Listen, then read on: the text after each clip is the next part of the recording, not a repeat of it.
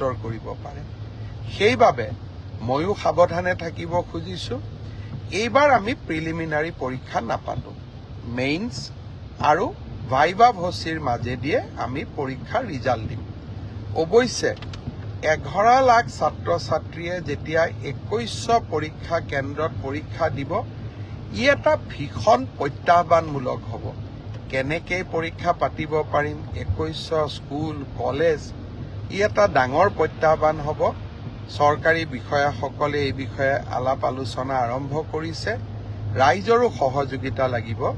কি ধৰণে পৰীক্ষাটো বিতৰ্কৰ ওপৰত ৰাখিবৰ কাৰণে ৰাইজৰো আমি সহায় ল'ব পাৰোঁ, তাৰ বিষয়ে আমি চিন্তা চৰ্চা কৰিছোঁ। সময়ত আমি আপোনালোকক ক'ম।